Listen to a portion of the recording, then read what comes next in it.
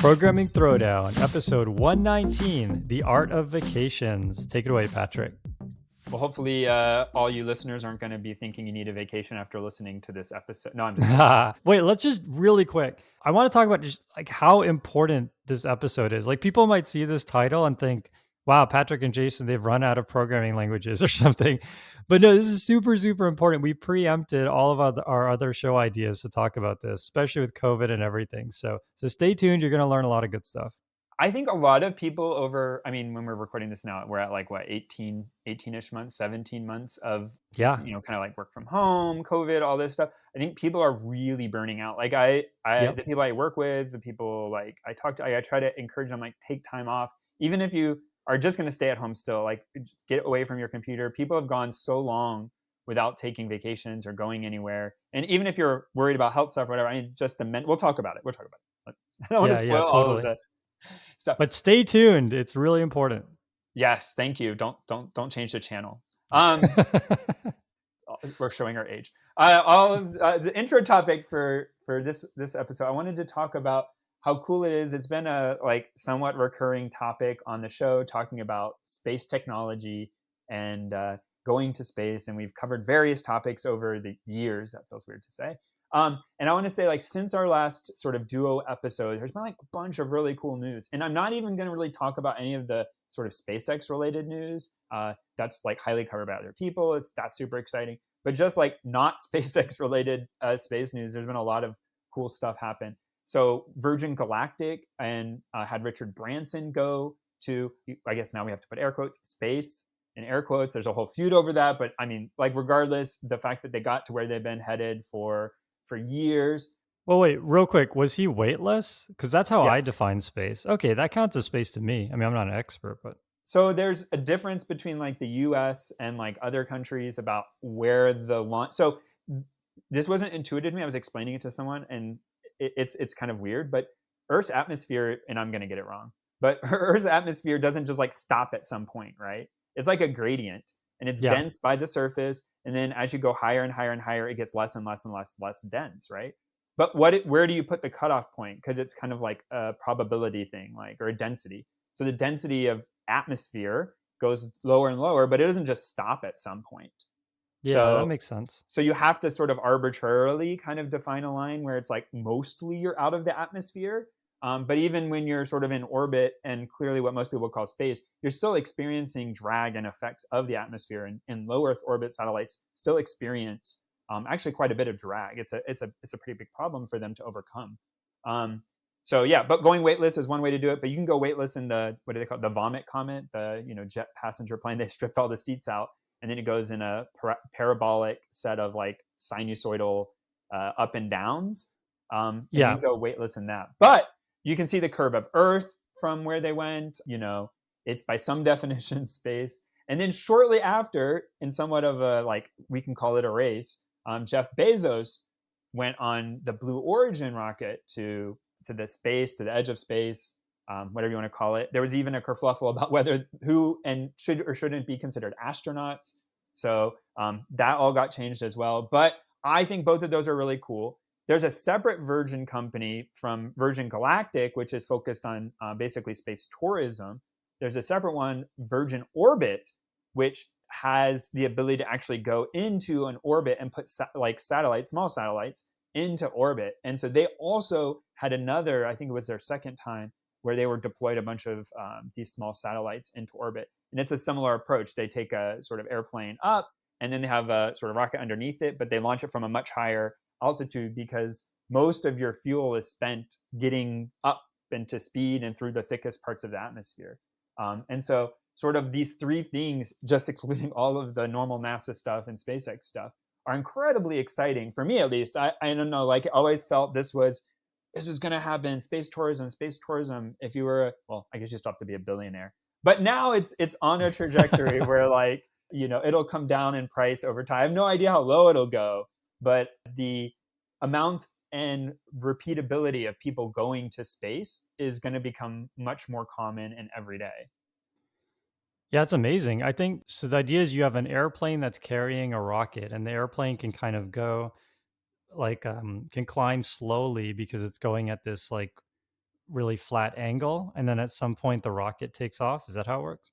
Yeah, that's the Virgin approach. That's not how the Blue Origin Jeff Bezos one does, but that's how the Virgin Orbit and Virgin Galactic work. Yes. Yeah, that seems cheaper on its face.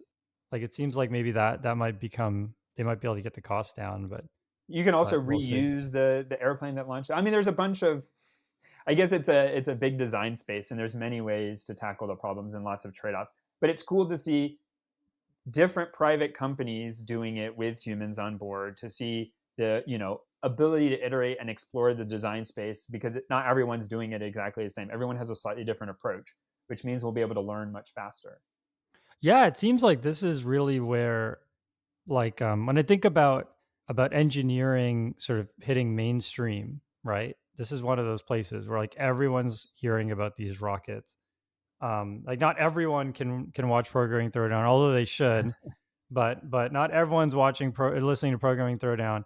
But everyone can, especially like children can see this like this new space race and get really excited about engineering and tech and all of that. Yeah, I agree. I mean, I think you can observe that it's very likely that the various space launches, even leaving the politics of it aside, but between the sort of Soviet Union, the United States, and going to space, and both the funding that went into it, probably a big contributor, but even just the like press and coverage on the news that got. You're right, Jason. I think like it's fundamental for people to see like a very visual representation of what a sometimes more abstract, engineering career can be about.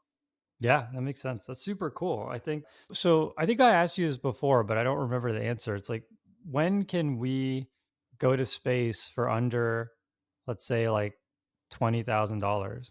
Is that does that look anywhere on the horizon? I don't know. I don't remember. I believe it said I've not gone to their website and tried to buy one myself, but I think Virgin Galactic's flights are like I think around like 100,000 is Oh, like that's the not trade. Like far they're off. selling tickets. I don't. I'd have to look it up. I don't have it in front of me, but I believe that's right about where they're saying. And of course, like for that, it's like a luxury thing. Like he built this big. If you haven't seen it, you should check out like this big space base, and you can go, astronaut training, and they put you through some sort of like practice stuff, so you kind of know what to expect. There's a whole like luxury lounge where like your family can wait while you do your flight or whatever. Right? It's a whole like a luxury vacation almost in the middle of the desert that culminates with you sort of going to space. Wow, wow. So it's definitely getting there. Yeah, so 100,000 down to 20,000 seems like we're on. There's a path where you can see that. The question that I have and people are debating is if this becomes cheaper and cheaper and stronger and better rockets, then like what does it mean for point to point travel? Like going from San Francisco to New York City or going from China to Europe? And can you put passengers on a rocket, fly them up, and land them back on the other side in sort of like astonishingly small amounts of time? Can that ever become safe enough? And can it become cheap enough for it to be like a alternative to plane travel? Wow, that would be wild. Yeah, can you imagine? That would be totally wild. It's like you take a family with your flight, and at some point everyone's weightless, so you have to like strap in, and then you get back down to earth. That'd be wild. It's like every science fiction book ever. Yes. Yeah, it's true. Cool. Yeah, that's awesome. I'll have to so how do you follow this stuff? Do you subscribe to a bunch of space blogs, or is it? There's some good YouTube channels. So there's if you sort of go on YouTube, there's a community building, especially with SpaceX doing like so much out in the open and iteration. Like I think it's built up a lot of interest in this, so it's helped to kind of create enough money in that area to have some sort of full time coverage on YouTube. So you can go check it out. I don't want to pitch any specific people because then I'll forget others and people will mock me for it. But I guess like that's probably how I keep up to date on most of it.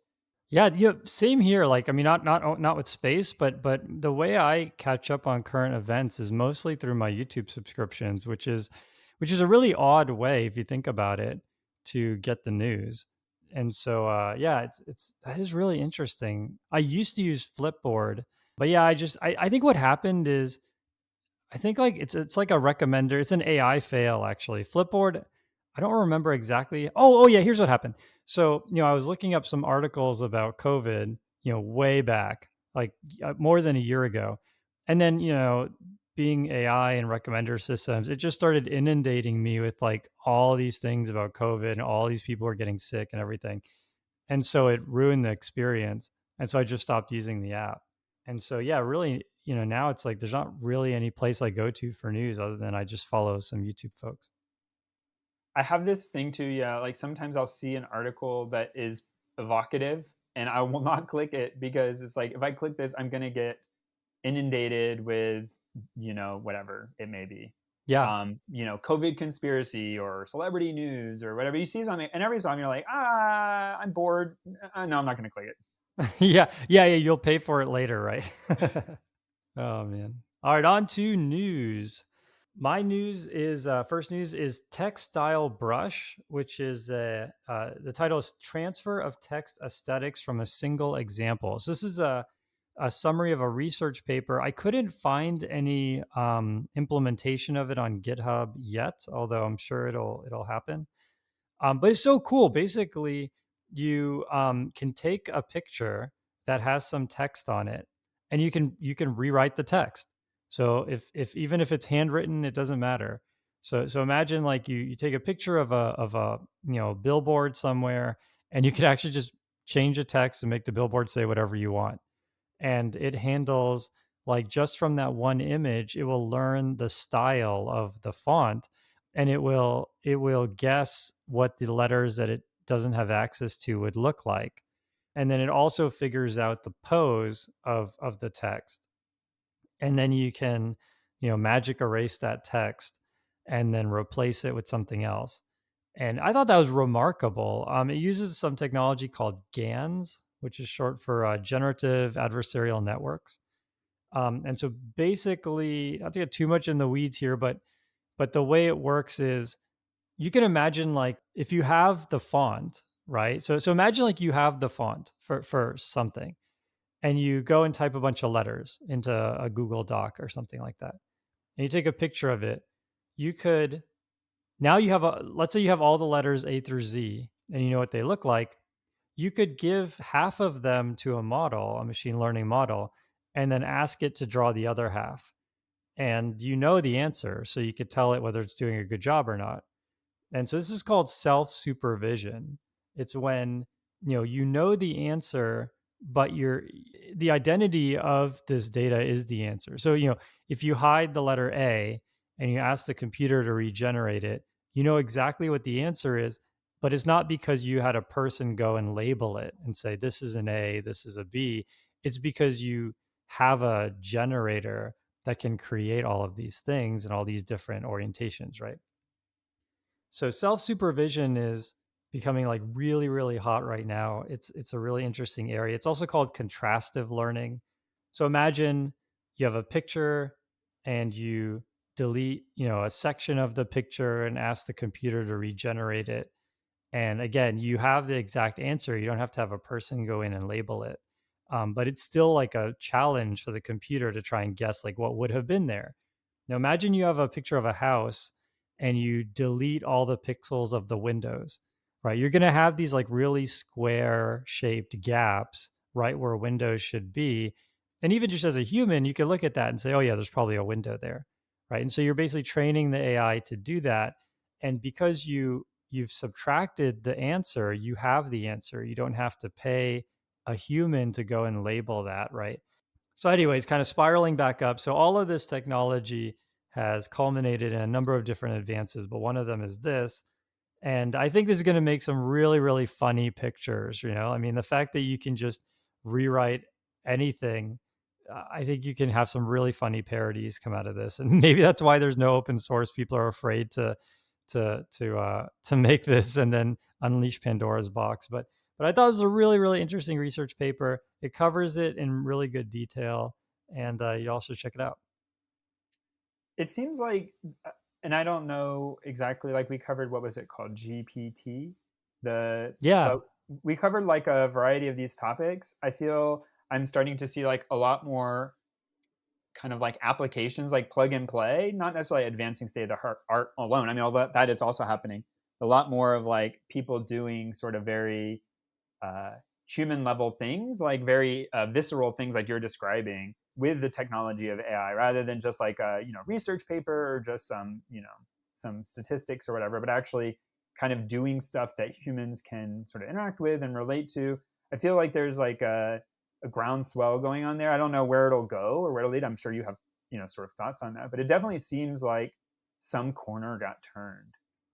Yeah, I mean, I think yeah, the challenge for AI in the mainstream has been data and compute, right? So, like, if you look at Google, Google has so much data and so many computers that they can do things like they can detect, let's say, dogs in an image, and they could do it really accurately. For you to do that, you would need to have a person go in and say, this picture has a dog, this picture doesn't have a dog. And you'd have to do that millions of times, and you have to pay that person. And so, just to make, if you didn't have any data, you had to create all the data sets yourself. Or even like imagine taking photos of millions of dogs, right? Like you're talking about, like it would take you hundreds of thousands of dollars to build a dog detector if you had to, curate the data. And so that has held most people back. I mean, the big companies are obviously doing it. They have the millions of dollars, but for most small and medium businesses, it's just not an option, right? And so, but then, yeah, if you look at people, right, like you could, with some very simple training, you could start to recognize different breeds of dogs. Like maybe you do already. I mean, I personally know nothing about dogs, but I feel like if I was to spend a few days, I could learn like the most common breeds, and I could start telling dogs apart, right? So as people, we could do it. And so the question is, how do we build that sort of base of intelligence where then someone doesn't need to spend so much money to do something? And so self-supervised learning seems to be the answer to that question. I mean, the jury is still out, but that's where it's kind of leaning towards, which is super exciting because it's going to open a whole bunch of opportunities. And so, yeah, it turns out that playing this game of, like, guessing the missing thing ends up building a foundation, and then on top of that, you can do other AI things, without needing so much data. And so you're gonna see more and more of this where there'll be some enormous machine learning model that Google has trained on all of their images, and you can start with that and then do your task on top of it. I think that it's called transfer learning. I think that is it's really starting to take off now. That's fascinating. Yeah, we'll see where it goes. I mean, the whole appeal of deep learning was that the whole premise of deep learning was that transfer learning doesn't work, right? People used to do SVD, like singular value decomposition, right? Or PCA or one of these things. So they would take an image and they would crush it down to like 30 numbers, right? And then they would do machine learning on the 30 numbers. And actually, Patrick, we did this when we Yep. were, Yep. I was just gonna say I remember doing this with you.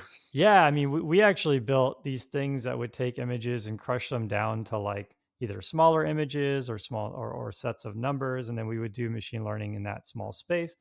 And then deep learning killed all of that because it was just so much better, and it could just go from raw pixels to the answer without this in between layer that is doing something that's not aware of the problem, right? And so now you're going back to that, where now you're going back to like, yeah, Google gives you this model that they trained using self supervision, not knowing anything about your task. The real difference is now you can update the model. So like imagine if you started with doing SVD, but then if the problem, like if two images are very similar, but they're actually different labels, like one's a dog and one's a cat, but they're just similar, the SVD will put them in the same space, but then your problem will pull them apart again. And so as long as your problem can kind of modify the SVD, you're good. That's a nice thing about doing the dimensionality reduction with neural nets, is that you can always change the way that they're reducing later as you introduce like a real problem. And so that's the gamble. Yeah, go ahead. No, I was gonna say, is that so? So, idea there is that somehow, like when Google trains this model on everything, right? It doesn't end up recording everything, but it builds some. The words are going to get picky, I guess, but it builds some understanding about how to tell what is or isn't in a picture, and like tell pictures apart, and like structure of images. So then, when you go to train it with a much smaller data set custom to yours, like you're only sort of changing how it interprets that structural understanding of the images.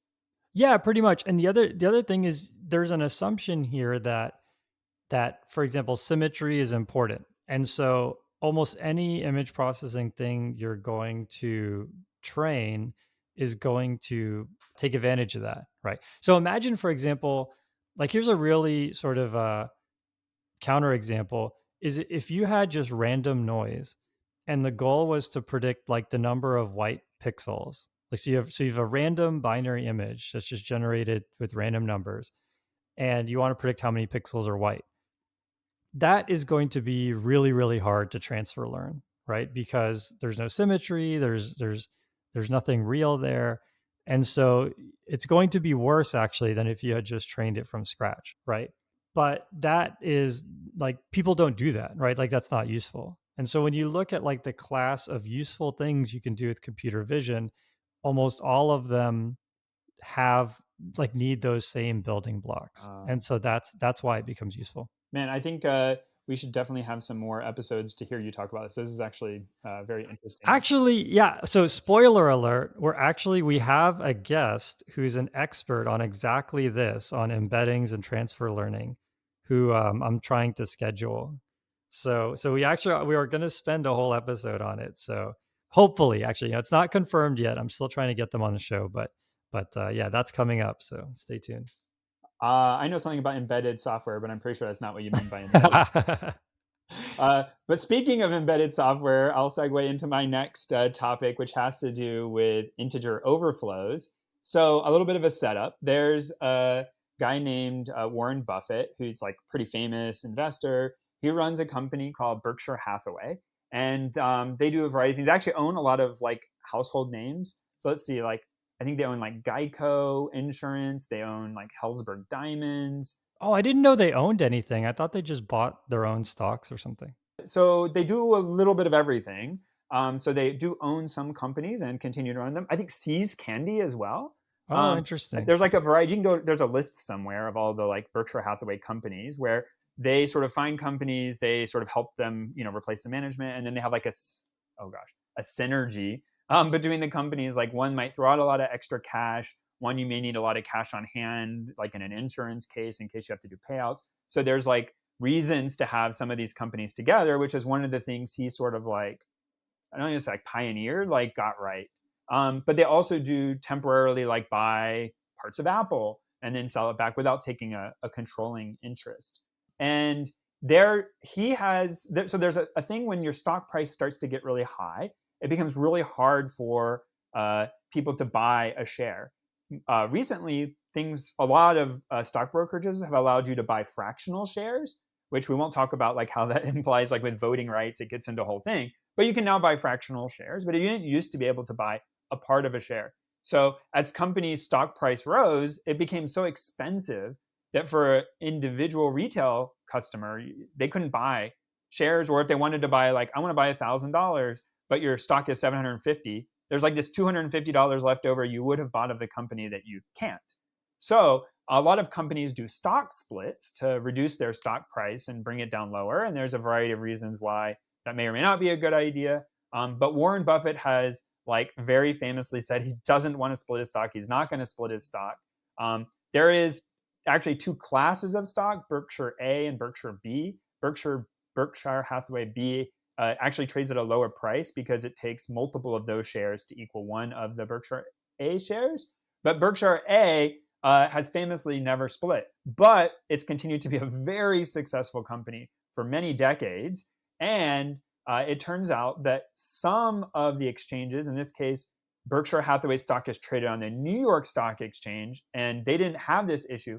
But NASDAQ Stock Exchange publishes feeds of data that people use for instance, like the Yahoo or Google Finance. When you go there and you look up a stock price, they use the NASDAQ feed of prices. in order to show it to you, even for things which aren't listed on NASDAQ. That's a whole other topic. And what happened is Berkshire Hathaway stock got to a price where they had to actually delist it for a while, some of the things that they were listing. And the reason why is not that the stock price reached what is it? So they were storing it as a 32-bit value in this NASDAQ feed to keep it nice and compact. You don't normally use floats or doubles when you're doing finance stuff because you can get sort of, well, what's a whole other topic, but how you get numerical stability, you get sort of not exact representations of some fractions. So instead, what they do is they use you call it like a fixed point thing. They represent hundredths of cents in 32 bits. So you have only, 4.3 billion? So the stock price did not reach 4.3 billion per share, but it did reach $435,000, which if you represent times hundredths of a penny would be what? Times 10 times 100 times 100, so times 10,000. Yep. Equals really close to 4.3 billion. So they had to preemptively delist the stock from, I guess it was like the price of the last sale and a couple of the other kinds of feeds that they have. Not the daily closing, which is what kind of most people see, but this sort of intraday, like what is the last price that the stock has been exchanged at. They had to delist it from there because what would have happened is once it reached the 32-bit representational max is it would have wrapped around and it would have looked like the stock price was trading for fractions of a penny. And so that Which would have been awesome. that would have been a really good deal. Bye. There was some pressure given, which I don't know how you apply pressure to a very, very rich person like that, but they kind of asked Warren Buffett, like, hey, could you just split it? Like maybe, but he wouldn't. So what they ended up having to do is preemptively delist from some of these feeds. So I actually was like, there are some crazy pictures that you can find on the internet of like the Google stock ticker or like the Yahoo one where it like kind of glitches out when it started hovering around that price. And even today, I assume it's still related. If you go to Google and you search for Berkshire A, BRK.A, which is the one we've been talking about, the sort of intraday trade price is just blank. It won't show it to you. So if you click on like the month view or the year view where it's showing only the price at the end of the day, you can see that. But the graph for like what's happening within a day is just blank. Presumably because it's still not available because they're at such a high price. Wow, that is wild. It's like it actually looks very similar to the Theranos stock graph, but for Oh different no, reasons. it's not the same. It's not the same. If someone offers you shares of Theranos, it's probably not a good idea to buy unless you really know something that no one else does. Yeah. Oh my gosh. Oh man.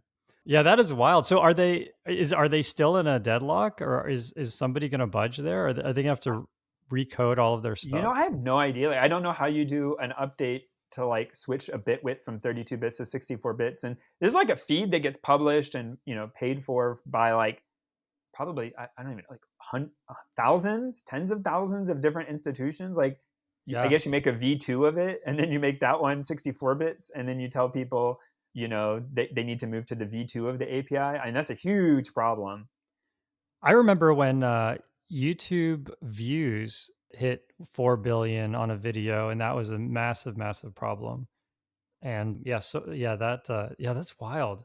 Yeah, I mean, it's so interesting that on one hand, it's like, yeah, maybe this person should, just let them split. But on the other hand, it's like, well, maybe they should fix their old code. I mean, Yeah, it seems like kind of a silly reason to split. Like somebody assumed your stock price would never get this high and it did. So like, do you mind making it lower? it's probably great coverage too. I don't think Warren Buffett and Berkshire Hathaway need more coverage, but yeah, potentially. Okay, yeah, fair enough. Yeah, kind of everyone wants to see it break the stock market, so they'll just buy it for that reason. Yeah, I guess I should mention the region he doesn't want to split. I kind of left that unsaid was that he actually doesn't want the churn that comes with retail investors. So people who buy it at a Oh lower yeah, price kind of move in and out a lot more, and it gets a lot more churn. He wants people buying and sort of holding the stock and investing and letting it go up over time. So that's sort of his theory there. that makes sense. I could see that.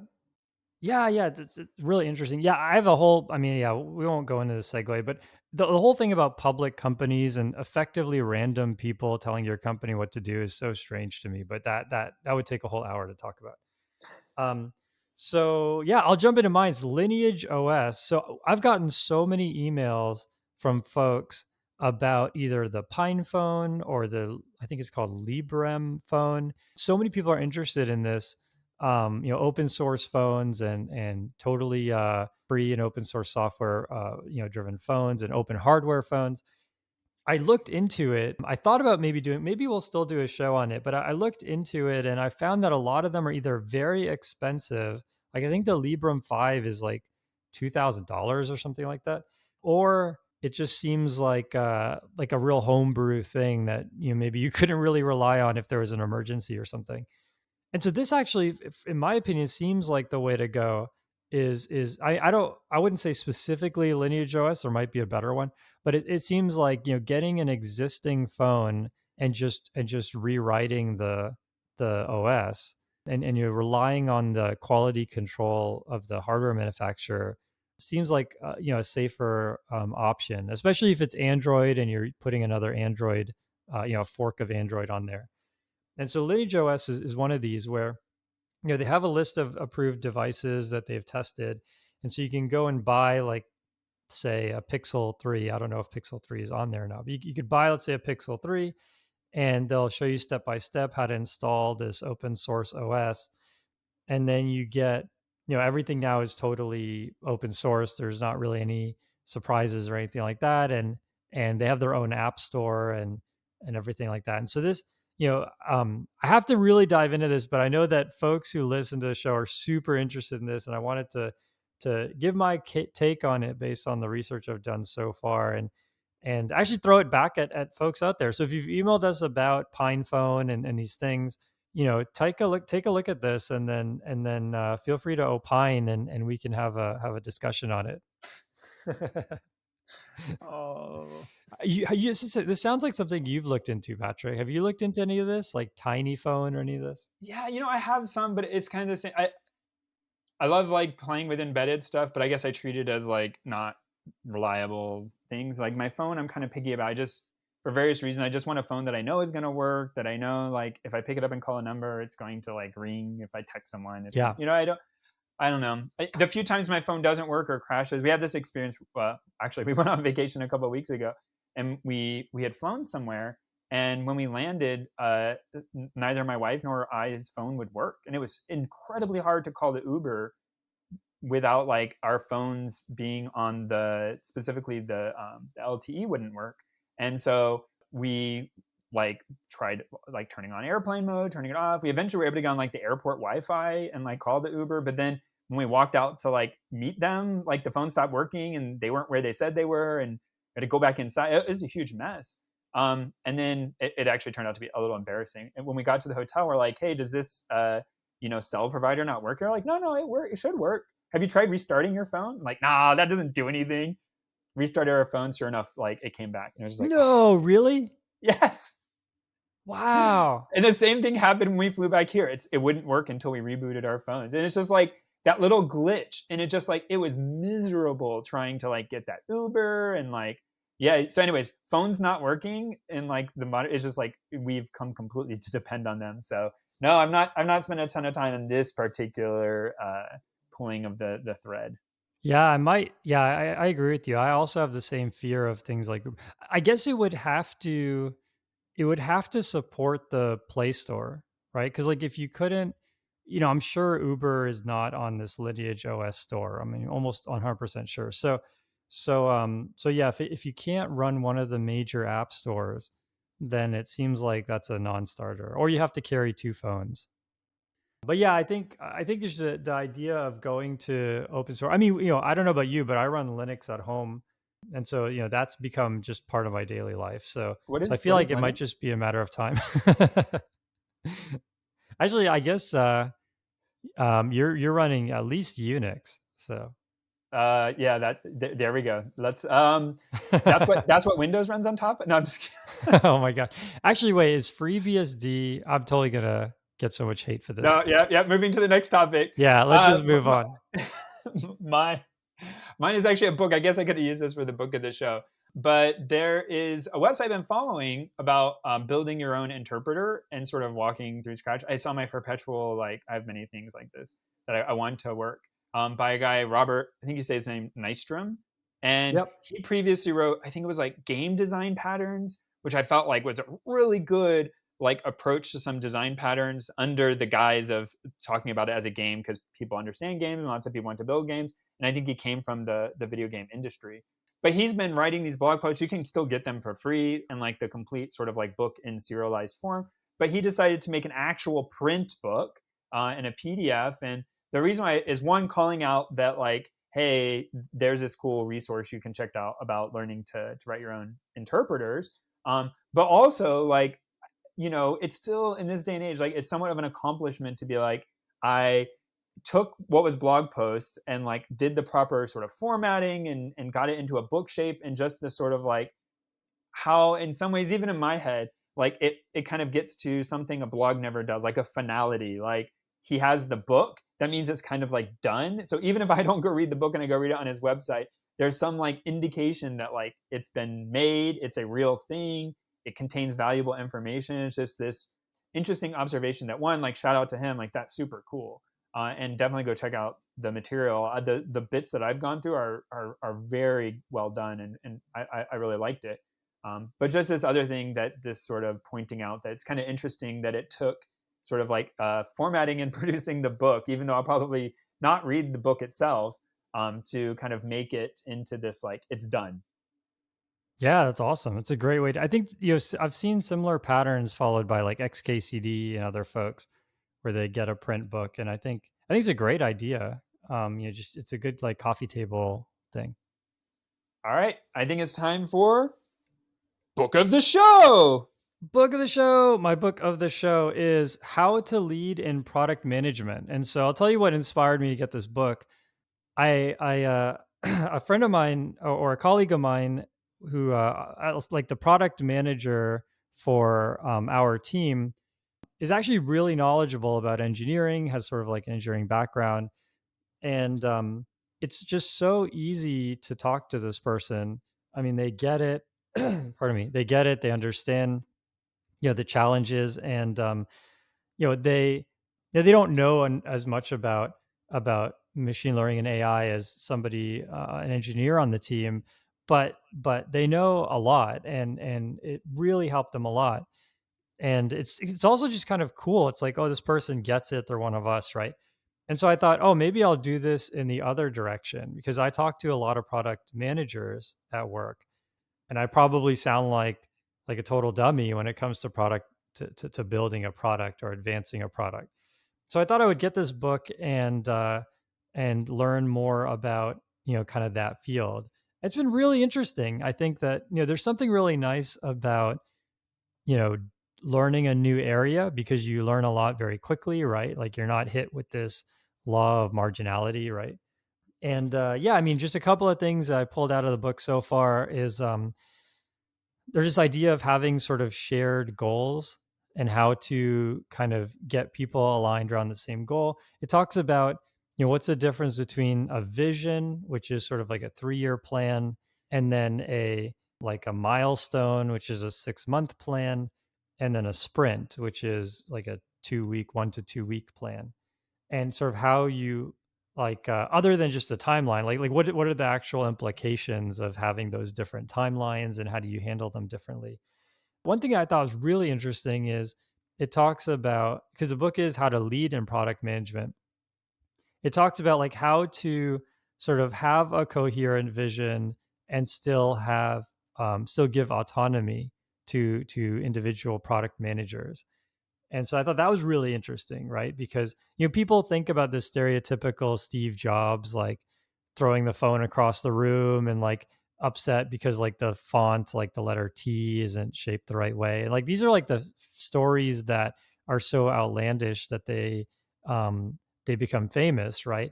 But the reality is, all of these good product leaders were extremely good about creating a system of autonomy.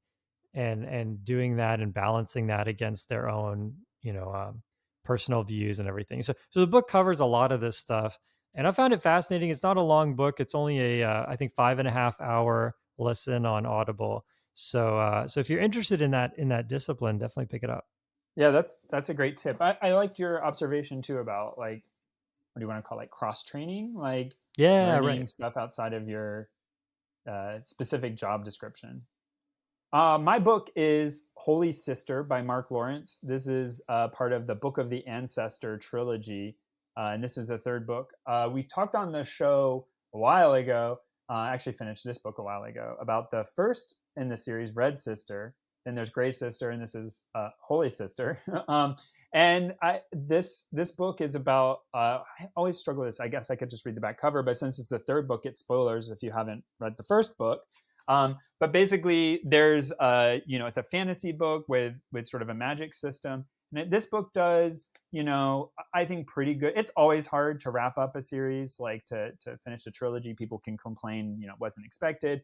You end up either leaving stuff out or not finishing it in three and going to four, five, six, and sort of getting stuck like some authors I think have sort of fallen prey to. But this trilogy is done at the third book, and it sort of comes to a conclusion. But what I liked about it is there's like a magic system that's pretty different, and there's some stuff about the world building, and it doesn't go slow. Like each book is sort of like interesting and engaging and really moves stuff forward. But then there is like kind of a slow burn, like world building. There's other stuff that you're sort of aware of, but you don't quite know that you're figuring out, and just that sort of like uh, sense of discovery that I get by reading some fiction, science fiction books specifically, or fantasy. I just really enjoy being able to like go on that sort of journey. I guess some movies can do that too, and sometimes it's like a plot twist, but I don't like ones that are just like, oh, there's this came out of right field and wasn't really hinted at, or I guess out of left field and wasn't really hinted at. I like ones where it was there if you knew where to look, right? Like there were sort of nods and hints to it all along. And if you were to rewatch it or like think back, you're like, oh, almost like, how did I miss this? Or, oh, wow, that's really cool. That's why that Oh, that's thing that was great. left unsaid, those are some of my favorite kind of experiences. And I thought this book did a good job sort of capturing that in this trilogy. And Mark Lawrence has some other series as well, but I'm not going to talk about them because they may be future book of the shows. Nice. We were at a mall the other day, like not a mall, but a plaza, and there was a Warhammer 40K store. Oh, really? A And Games Workshop store?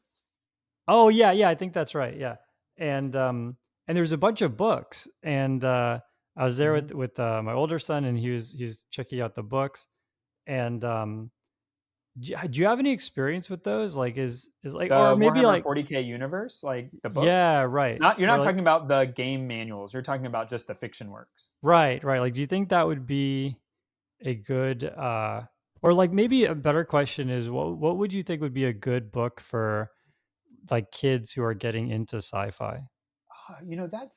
That's really interesting. So Ender's Game is like a really classic, Oh like yeah, I've read that. Yep, yep. first thing. But I actually think this one's a little tough. Like people, like, especially kids, like you want them to be. It's not a chore. Like if you tell them to read a book, you're automatically kind of like it's not gonna it it's something they need to like maybe provide like a selection or like some guidance into like a certain you know curated set that like, hey, like which of these seems interesting to you. But Ah, I think yeah. like motivating kids to read until like some point is more about like having them choose stuff that they were interested in reading, because even if you're like, yeah, that book ended up being dumb, like my kids have read some of those, like, wow, that book was not very good, but like if they were interested, they feel the sense of accomplishment of finding something they wanted to do and then doing it. And Yeah, so right. I mean, I don't know. No, I don't know anything specifically about the Warhammer 40K universe, but whether good or bad. But yeah, I mean, I think if it's something they're really into, then they're much more likely to coast through if there's like boring parts of the book or whatever. Than if you sort of like recommend a book and they get to some part and then they just like it's a chore to do the reading. Yeah, yeah, totally makes sense. Cool.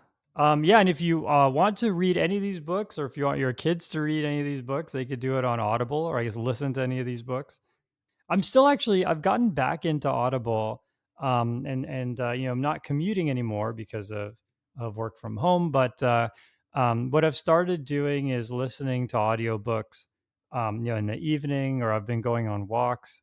The nice thing is I go on a walk, and the path that I take, I actually lose cell phone reception because I go through this kind of valley that doesn't have good coverage. And the nice thing about Audible is, you know, I've downloaded the book, and so I can listen. You know, it doesn't cut out or anything like that.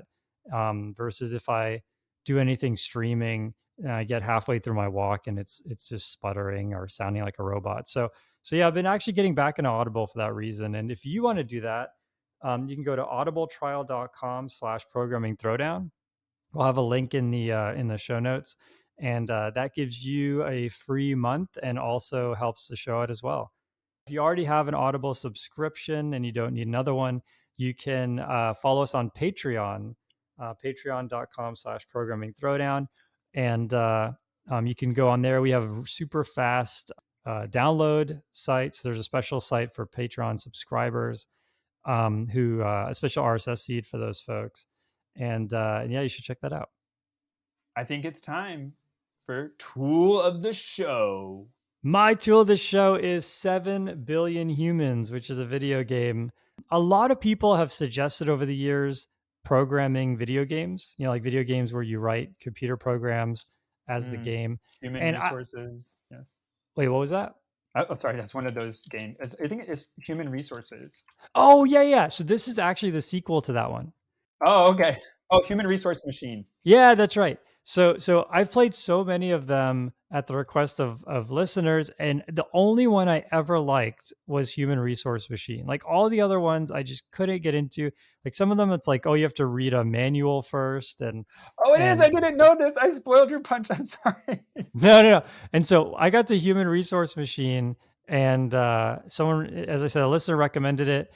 And I was like, okay, this is simple. There's not that many instructions, but it's deceptively hard because they have these like stretch goals, like solve this in 4 instructions and stuff. And so I found it really, really engaging in a way that I didn't find the other ones. And then I somehow this one I came about on my own. I don't remember exactly how. Oh yeah, it's part of a Humble bundle.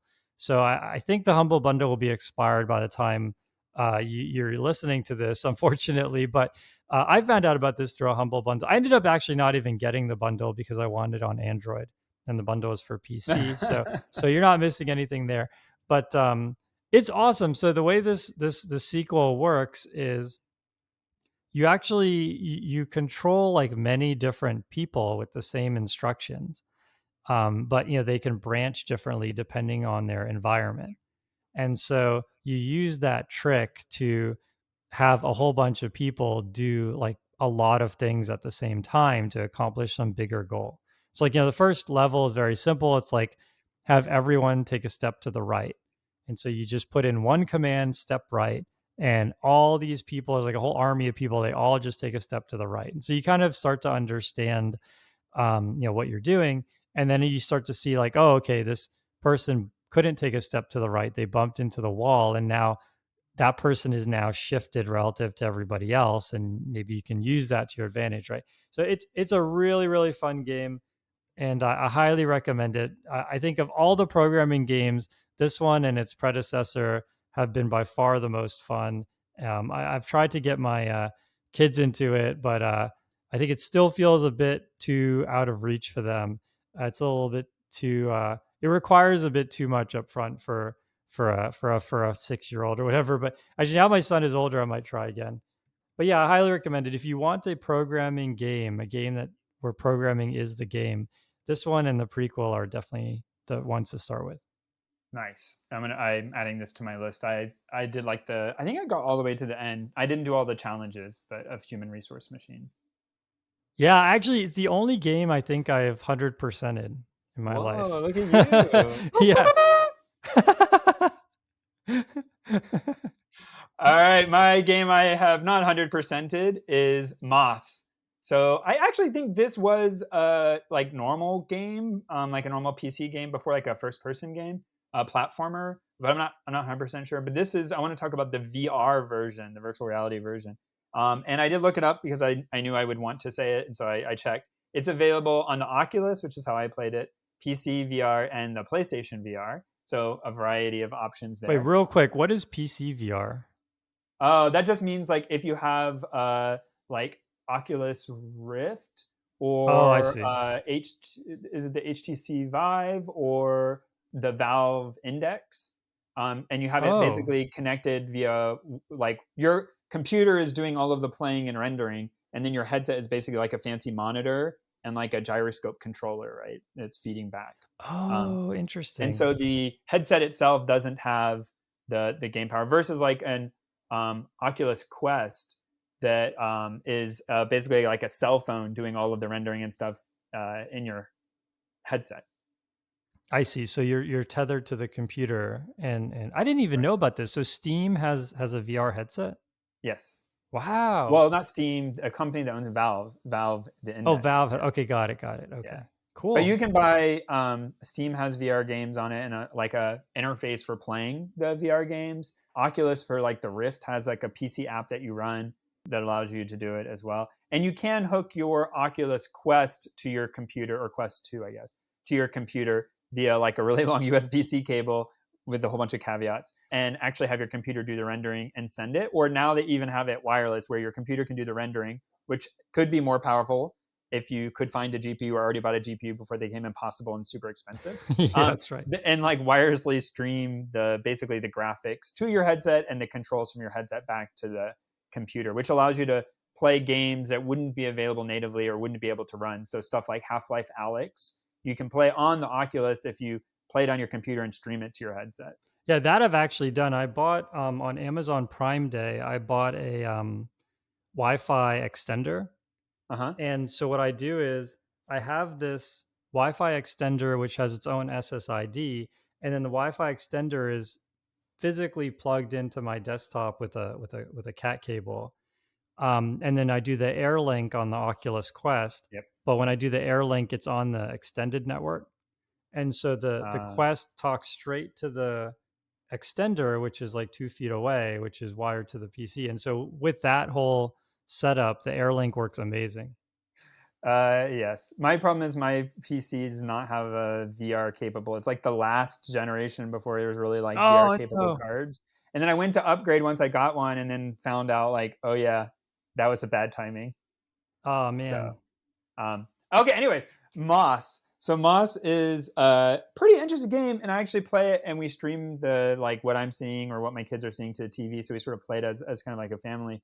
But it's like a platformer where you're a little mouse like running around and like going through sort of set pieces. And so you as the I don't know how you describe this. Like you're controlling the animal, but your headset is like a sort of third person like set piece view. So you're looking down on like a scene and you're controlling what happens, but then you know you're sort of like once you get to the sort of like exit of that scene, then it sort of like goes to the next scene, kind of like what like point and click adventures used to be, Oh, okay, where okay. yeah you like go to the edge of the scene and we go to the next one, but each scene is like a set, and then That you're makes like moving sense. through the set. It's like that, but like in VR, and it's just super cool. And I know it's kind of nice, like sometimes moving around and like walking and like all that stuff in VR is really fun, but also can be sort of like you don't want to do that every time. At least I don't. Sometimes it's like it's nice to. It even tells you like sit in a chair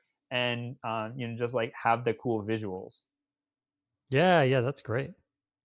So is it literally a point and click adventure? Like you're trying to solve little mini puzzles? I mean, it's a not like a point. It's like a platformer. Oh, okay, got it, So, got it. so yeah, so trying to yeah, yeah. And there's like puzzles that you need to do and interact with. There's probably a name for that kind of game, but it escapes me what genre that would be. I think platformer, yeah. I mean, there's Metroidvania where you're have But kind of that an involves open like you need to world. go back to previous ones to like Yeah, right. unlock. Yeah, it's not like that.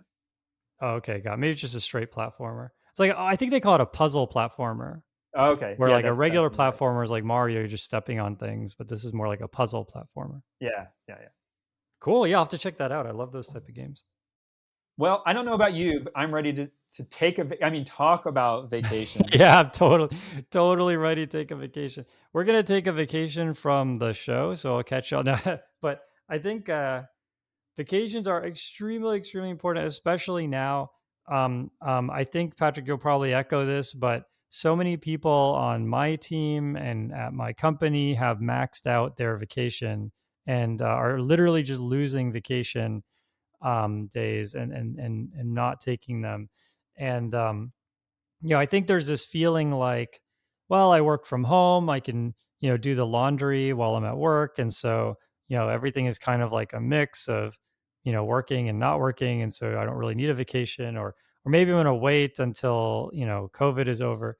But we're really starting to see the effects of that. And so I felt like it's a good time to really talk about why we do vacations, how to take a good vacation, and what are sort of the different kinds of vacations and how you have to act differently when you're planning for one of those. Yeah, I think company to company vacation policies vary wildly between the United States and not United States, Europe, Asia, like also tons of variation in Yep. the expectations and culture around vacations. But yeah, I'll echo what is being said, that like it is important to not burn out, to take time for yourself or your family to do something fun. I think a lot of people are saving it up right now under the current environment. So they just want to do something super fun, and all the fun things seem like you can't do them right now. Like going on international flights or going trips involves like a lot of extra we want to say like getting COVID checked and risks, and people are just not comfortable doing it. So I feel like people are saving up. But I mean, that what I always find, and we don't have this called out to talk about, so I'll just talk about it now. But like sometimes it's you don't think you need a vacation until it's too late. Like by the time you realize like I really need a vacation, then you need to plan it. You're gonna like schedule your time off, and then by the time you get there, you're like way past when you should have done it. Yeah, exactly. Yeah, I think we can start it off with this article that I'll link to in the show notes. Talks about the 7 types of rest. And I really found this powerful. I read this a while back and I was able to dig it up. The first type of rest is physical rest. I mean, that's what most people think about. Like, you run a few miles or something, and then, okay, I need to rest. The second type is mental rest. And so, you can imagine this pretty easily too. Like you are you do a chess tournament or something, and then afterwards you're really tired, right? Debugged my Um, program. yeah, exactly. Yeah, you play a human resource machine, and then you need to rest. The third type of rest is sensory rest. This is really important. I feel like, and we'll talk about this in more detail, but I feel like, especially with, little kids, that like, when I have a vacation, I actually, don't. It's the opposite of sensory rest. So in other words, like for me to get sensory rest, I have to go back to work, and that just means, I mean, sensory rest can mean different things to different people. It could mean, bright lights and the computer screen in your face. That's one type of sensory overload. It could be just a lot of people around you all talking and having different conversations at the same time, and you kind of trying to listen to all of them. But all of that stuff can fatigue you on in that dimension. There's creative rest where you might feel compelled to start a new project or invent something new. Like maybe your job right now is to find the next big thing, and so you're just spending all your time trying to figure out like what is the right path, and you can get burnt out in that way. Emotional rest and spiritual rest. So yeah, take a look at this article. But I felt like we can kind of use that to set the stage for you know like with the biggest reason to go on vacation, which is to get that rest so that you can come back with the energy you need to do the next thing. Yeah, I mean, I think like I was mentioning before, like, but sometimes by the time you need that rest, the sort of vacation, which I think is a great opportunity. So some of those kinds of rest you probably should be doing continuously. Yep. But Yep. the vacation provides a time to step away. I think just put stuff on hold, and I think it's different and taking a vacation when other people are continuing to get the work done and you're stepping away from it, than like when like let's say at Christmas time here in the United States, like maybe your company gives like a week off and everybody has off. I think those two things are actually slightly different, and mentally how like it's good to allow other people to make progress on something and come back and see like the world turns without you versus like everybody Yep. takes off and then you come back and everybody's starting up again. Yeah, yeah, that's so true. Yeah, I think one of the sort of anti-patterns to a good vacation is where, you take the time off and you come back and you're 2 weeks behind. Right? Oh, And it's like you didn't really take a vacation, you just like procrastinated, right? I mean, you it's just not a made your vacation. deadlines get closer. Yeah, yeah, exactly. So reasons we should talk a little bit about reasons to not take a vacation. So I mean, a lot of people aren't taking vacations, and so we should talk about what those reasons are because they are real. I mean, they're rational. If people feel like they can lose context, you can miss an opportunity. Maybe there's a plan to have, let's say, an intern, and you took a vacation when the intern applications went out, or you took a vacation in the summer and so your intern wouldn't have a manager, right? So you can miss opportunities to do things that are seasonal or just maybe just serendipitous, but they just happen while you were gone. And you can slip on your deadline, right? If you have a 6-month goal and you take a month off, but you don't change the goal or you don't plan around that, then you still have 6 months of work to do. And so that these are reasons that people will give for not taking a vacation.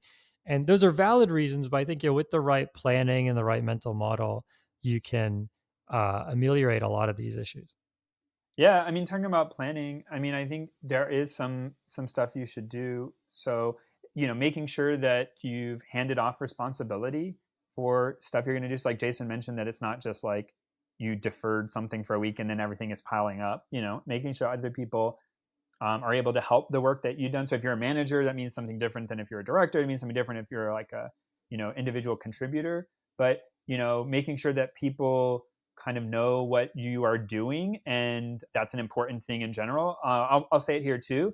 I think people going on vacation is important for preparing for unexpected absences. So sometimes someone can go on a vacation and you can plan for it, but some people just get sick or have, it would be horrible, but someone could be incapacitated from working for an extended amount of time or even pass away or whatever, right? And as like in the scale of that, obviously like your work stuff isn't that important, but like I mean, making Mhm. sure that if someone has to step away unexpectedly, that the team doesn't crumble while they're gone. And part of that taking vacations is sort of like repeatedly making sure the team knows how to cover, or, oh, while you were gone, no one was able to log into that system. So, like, we need you to make sure you have the credentials put somewhere or other people have access. Making sure your code is documented in a way that if someone else has to go in there and debug an issue, that they're not like screaming at you where you can hear them on your vacation. And then also like, making sure that you, as bad as it is, like certain roles and responsibilities, like Jason just mentioned, these reasons why not. Sometimes you need to decide like how available will you be to work while you're on your vacation. And different people decide differently about this. Some people say, if it's an emergency, you can call me. Some people say, hey, let me know about X, Y, or Z, or I'm going to check in each day or every other day. Some people are like, I'm basically dunking my phone in the ocean and like I'll buy a new one when I get back. So, decide up front like what the expectations are with your team about how open you are to being. But it is important to, my thing is like, if you're going on vacation, it really should be, you're not checking sort of your chat rooms, you're not checking your emails every day, but that, maybe if there really is a legitimate reason, someone could reach out to you and get a hold of you. But also, like, do you take your work laptop if you have one or not? Like, if you don't take your work laptop, it may limit how much you could do. And so making sure that like lines are drawn around that with your team, with your manager, and getting all that settled up front. Yeah, we should talk a little bit here about us personally. My view on this has evolved over the years. Well, there was a time when we worked at a place where when you were on vacation, you didn't have access to anything, and so that kind of made the decision for us. But Back in the but day. back in my day, but now so starting from the time where we had control over what like how much we wanted to do on vacation, I used to kind of bring my work laptop, bring my work phone, and just be totally plugged in on vacation. And then slowly I've been moving away from that model. And I've gotten to the point now where I don't bring anything and I don't have any connection at all. And what I found for myself is as I did less and less work while I was on vacation, my work quality also went way down because I would have less context. And so I would just make bad decisions and do bad things. And so I realized at some point, I was like, okay, I'm on vacation. And instead of working 100%, I'm doing 10% work that is terrible and like destructive. And so I got to the point where it's like, okay, I'm on vacation, I'm off the grid. And I give, people my like personal phone number if there's something really urgent. But in practice, it's almost never, only a handful of times has it ever come up. And that's kind of where I've evolved to. But how have you evolved, Patrick? Like, where are you at? Yeah, I mean, I think it changes over time. My current thing that works for me, I think, is like, here's my phone number. I mean, that's everyone's personal decision, but like, here's my phone number. Look, if something comes up where, and I'm in a position where I, manage some people now, so this is a little bit different. But like, I tell them, like, look, if there's a problem where it would really benefit from me being involved, like, use your discretion to the people on my team or to my manager, like, call me. I'd rather handle an HR issue or whatever, even if I'm on vacation, than to come back and have it had been an issue for a week, and that being really stressful to a person or the team or to whatever. And so I tell them, like, look, you can text me or you can call me, but I tell them otherwise I'm not going to check my email. So if you send me an email and just maybe he'll check it, I'm not going to. And so I don't check my email. I sign out of our chat app, and if someone needs to SMS me or needs to call me, like, I tell them that they can. They've been respectful of that. Now, that could vary workplace to workplace. And some workplaces I know people do that and they would get abused and it would just be constantly being called. And, there's a lot more context we should talk about there, but like that's my personal thing. Although I will say that, while we're talking about vacations, there's other kinds of things. Like if someone were to pass away and you're on bereavement leave or you're on sick leave, for me personally, like when I'm doing those things, if I'm unable to, like Jason said, do quality work, then I'll be off. But I have a tendency, like if I'm just sick, I will check in on email or check my chats just in case I could be helpful to someone. I just not up to working a full day. Yeah, that makes sense. Yeah, I think I'm the same way. When I'm sick, I usually work. Just I use the sick day to basically say, look, I can't be 100%, but there are some days, yeah, where I mark myself as sick, but I'm like 99% available. But yeah, for vacation, I had a phase where I was like that, where I basically said, here's my thing. If there's some HR issue, let me know. But then what I found is that while I'm on vacation, I kind of make bad decisions. It's like I'm there on the beach, drinking margaritas or something, and then someone has some HR issue, and then I have to make a decision right then and there. And usually, what happens when you're on vacation is people will they'll only reach you if there's an emergency. And so what you end up with is you end up with just emergencies. And it gives you like a really odd lens through Oh, which you view interesting. your job because it's just like it's like weekly emergencies, but no context. And so, yeah, and then when I look back on how did I handle those emergencies and like, what actually transpired, I was like, yeah, I probably should have just like not handled it and done nothing until I got back. Um, but yeah, that's very small sample size. I mean, we only go on so many vacations a year, right? So, but yeah, in that very small sample size, I found so I've gone this way. We'll see how it goes. My most recent vacation, which I just got back from, was a week, and I was totally off the grid for that week. And so far, so good. But You I still mean, have a if job and nothing burned down. came That's back, still have a job. I think if I took a long vacation and I came back and something really went wrong, and I just let it go wrong, I think then I'll have that perspective and I'll have the full 360. I mean, I'll say here too, some people might be thinking like, oh, it must be nice. I mean, I do know there are situations where deciding you want to take a vacation is something you need to negotiate with your, sort of management. And there could be a crunch time or could be something where you really feel you need to take a vacation and you just can't. And look, those situations, do happen. I won't say that there aren't times Yep. that I probably didn't take a vacation despite really needing or wanting to because it just wasn't appropriate. But like with everything, I mean, you know, your work life balance is something that varies person to person. If, as Jason and I are alluding to, like, I mean, I think that over time, like how I've approached work life balance, how I've approached these choices has changed. Not just because I'm just at a different place in my life, not because necessarily just work has changed, but I've changed. Yeah, that's true too. And so I think you got to make decisions about vacation that are right for you, for your family, for your work. And if you're like, look, I can't take the vacations I really need to, and work won't let me, and you're being, honest with yourself, maybe you got to find a new job. But I don't think just because work says, oh, that's not, we deny that vacation, like that's a bad week. Can you take it a few weeks later? I mean, there could be legitimate reasons for that. Yeah, yeah, totally makes sense. Yeah, I think I mean, I've been in sort of research labs the whole time, so I haven't really it's been a long time since I was part of like a product cycle, but yeah, that will affect your when you should take a vacation. And in general, if you have a good read on the ebb and flow of things, it's obviously always best to take a vacation when it's a slow time. But another thing is yeah, when I used to do crew in high school, which for people who don't know, crew is very similar. It's just rowing a boat. So basically, you all start in the same place in a line, and you all row a boat in a straight line. It's like drag racing with a boat that you row with your hands. And so you might think, well, oh, it's you just everyone just row the boat as fast as they can. But actually, in crew, you'd have these things called power 10, where you'd have 10 like really powerful strokes, and everyone does a power 10 at the same time. That way you don't have one person rowing really hard, encountering all sorts of resistance, and the other people not, right?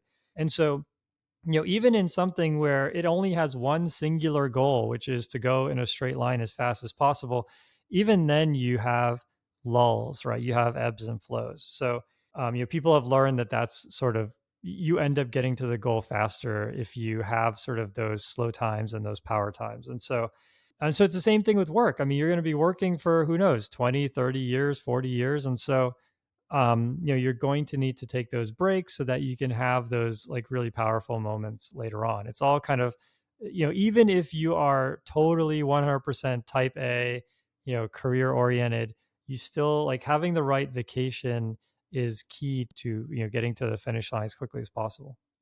What about once you have taken your vacation, which we shouldn't talk about all the awesome places we've all gone, but now we're back. And then, like, when you get back, you got to catch back up. I think sometimes not going on vacation is just the dread of what's going to happen when you get back. Yeah. But I think actually the things you would do when you get back, and how, not as like how bad, but how much there is to do, probably is something that tells you like maybe there's stuff to change around, like even in your day to day. So one thing, like you come back and you have hundreds of unread emails you need to go through.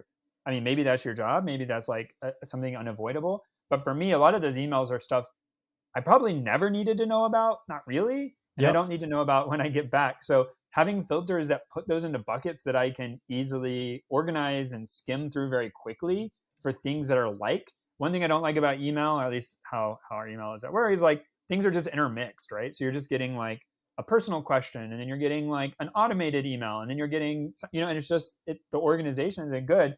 Having rules or filters or searches you can do where you kind of take care of everything related all at one time, something you need to do to manage the bulk when you get back, but something you probably should do all the time. Yeah, the nice thing about doing it when you get back from vacation is you have a lot of unread emails. And so there's like an incentive to filter things because you don't have to read them. Mm. Whereas if you're reading like emails as they come in, it's like, "Oh, I've already read this. I'm not going to, filter it." But it's like, yeah, if you have like 20 of these, and I don't know, it might depend on the email app you use, but for my job they use Outlook. With Outlook you can like control click several emails and then say filter like this, and it'll come up with like various rules that capture all of those emails without capturing too much. And so I mean you could filter based on who sent it, you can filter based on the subject. And so that's like having a bunch of unread emails gives you like an opportunity to set some rules that are pretty comprehensive. I mean, I think the other thing, if you're a programmer, which most of you probably are, when you get back, I think it's important to look through the code changes that have happened while you're gone. Catch up on what's changed. If anyone was looking for feedback, or if you have any comments, making sure that you sort of kind of know what the state is of what you're walking back into. If any design documents have come back out, whatever planning has happened, making sure that you talk to key people and sort of figure out what's gone on since you've been there. Another thing is like more recently, especially with the at least as for my company with work from home, a lot more chats that happen. And so trying to go back to the chats and see like what got talked about, was there anything that I kind of missed that I should follow up on, and just getting through all of that, that sort of like first day back is important to getting back up to speed. Yeah. Yeah, totally makes sense. Yeah, I think yeah, another thing specific to work from home, or maybe even not specific, but especially important when you work from home is getting that transition right. You know, like almost like having some time if you're gonna, let's say, go on a big family trip, then if you're working right up until 10 p.m. before the family trip, and then 5 a.m. the next morning you're in the car like driving cross country, like you're going to be really stressed out, right? And so it's important to have like some type of buffer. Depending on your situation, maybe you need to take an extra day or two off before the vacation, or maybe you do a half day or something, depending on how your circumstances are. But you want to be rested before your vacation starts, and this gets back to that TED talk, right? The vacation is going to exhaust you in some dimensions, and recharge you in others. And so, I mean, and this depends too on the vacation. Like if you have a vacation where you just get to stay home and play video games, that's awesome. And Oh that's yeah. that's the best. The staycation is amazing. But if you have a like an adventure vacation, I don't know what you'd call it, but some kind of expedition, if that's your vacation, maybe you're going to go skiing, and it's going to really physically exhaust you or something, right? Like a lot of vacations are going to exhaust you in different ways, and so you actually need to kind of have a vacation from the vacation as well. You kind of hit on it a little bit on like the types of vacation, like what you're doing, if you're just sitting on the beach or if you're climbing to the top of Kilimanjaro. Like maybe these aren't the same. I think another way that vacations are pretty different is kind of like on the length. And so Jason and I talked about this kind of like briefly before we got started, but like for a really short vacation, we were thinking, a couple of days, probably less than a week, then maybe people just sort of hold off on things. Like if you had something, no one's going to really work it. If they have a question for you, they're going to just kind of wait till you get back. That sort of like short vacation. And it's good to take those sometimes. You can do fun stuff in just a couple of days for yourself personally. But from a work perspective, that doesn't really serve the same sort of role as like taking a full like 1 to 2 weeks. Then you need people to like fill in for you. Your work has to kind of like be taken over. Yep. I guess it depends on the speed of stuff you're going and your job situation. But like at that point too, I think that's useful for your organization. Also, there's something just like Jason was talking about the kinds of rest, like the length of rest. It takes a day or two when you're in a place just to like realize you don't have to do work the next day. And then like the day, for me at least, like the day before I go back, I'm kind of like prepping myself mentally. So if you're only going on 1 to 3 days, you never fully check out. But once you get up to like 2 weeks, especially, you have a real opportunity to check out and really focus on other things.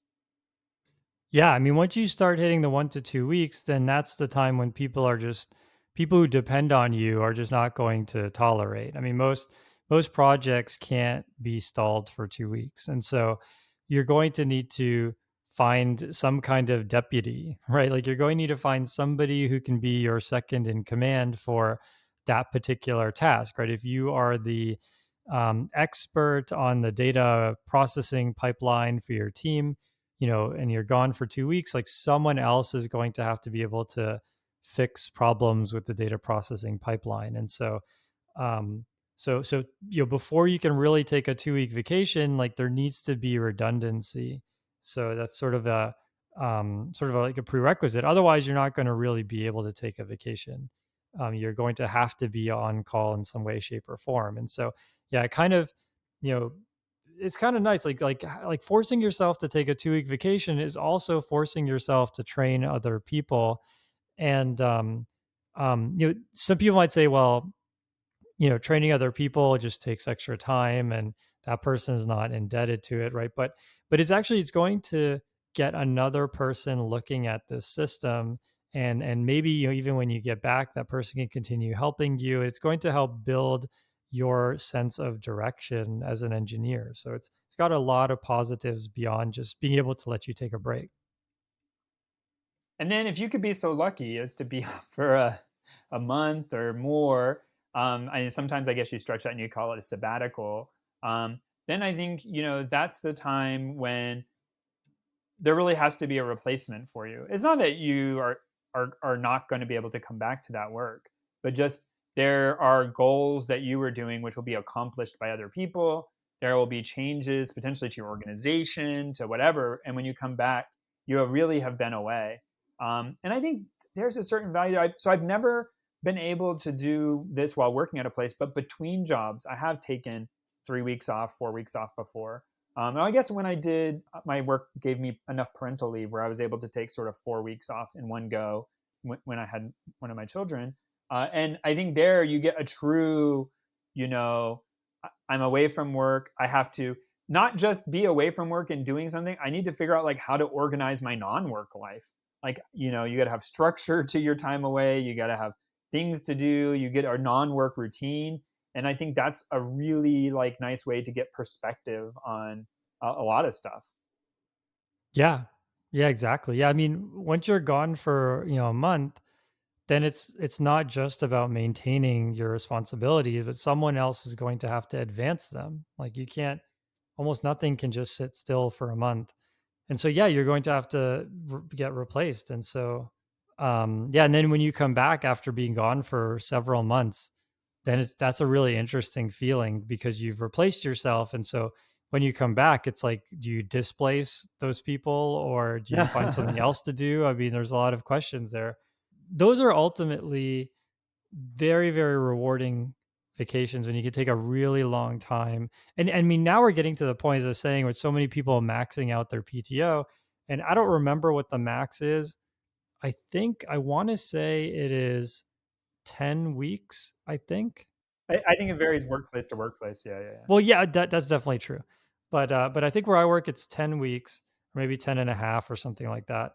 And so, yeah, I mean, if you can, I mean, there's plenty of people who can take, 2.5 months off. And so, yeah, with that, if someone does that, they could come back and their team could be totally different. And so, which again is not a bad thing at all. What is your take on that? So let's say you have, I mean, parental leave is a bit different, right? But let's say you have just a huge bank of PTO. Would you break it up and take, a week every month, or would you take a huge chunk of it at once? What would you do? Oh man, that's a great question. I mean, I guess it kind of depends. Like, I do not think I would take. I don't know personally. Whatever. I guess it's true for like me financially, but as well as like I just don't having like a zero balance doesn't do it for me. So I don't think I would take it all, but I definitely would try to take like a vacation to maybe another country or to something, or do some like project that I really wanted to focus on and do, and really take a good chunk of it off at one time. I don't think I would go down to zero. I'd probably go down. I like having, for my situation, I like having, like a week available so that like I could always take a couple days and then not be at zero and then take a couple days again, right? So I Yep, like yep. going down to no more than sort of like 1 week in the, like not having less than a week left. So if I had 10 weeks, I'm gonna fantasize. If I had 10 weeks off, I think I would take at least a 6 week chunk and do something amazing. Yeah, yeah, that makes sense. I think, my last big vacation was, I did get a month sabbatical through work. And the way it was set up, you had to take the whole month at once. You weren't given an option. And so it was really nice. I mean, we drove cross country, but it definitely was weird coming back. Actually, when I came back, there was a reorg. So when I came back, the organization looked totally different. So it is a bit jarring, but yeah, I'm kind of with you. I think so. Actually, one thing to mention is neither one of us have maxed out our PTO, and so I wish. number one piece of advice is to not do that, and to please take your vacation for all these reasons we talked about. But if for some reason I ended up with 10 weeks of PTO, yeah, I would probably take probably 2 months, and yeah, same kind of thing. Just focus or find something cool to do, or take an international trip or something. Yeah. Cool. All right. So yeah, folks out there, if you have any vacation tips, we can make it the intro topic of the next show. So give us your feedback on what you think constitutes a good vacation. vacation horror stories, pretty much anything. You can send an email to programmingthrowdown@gmail.com. And we always appreciate reading really cool stories. I got an email just to kind of close this out. I got an email regarding a number of emails, but one of them regarding our hash maps episode that just went live. And there's a really amazing article. I'll have to go back and find it for next week, for next show, about how Google used like brute force to kind of break some hashing. So I'll share that to everybody. But I really appreciate that and all the other emails. And thanks everyone for tuning in. All right, see you next time.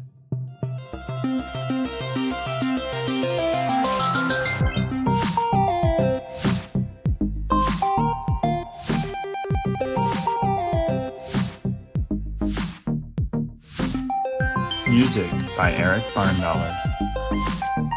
Programming Throwdown is distributed under a Creative Commons Attribution Share-alike 2.0 license.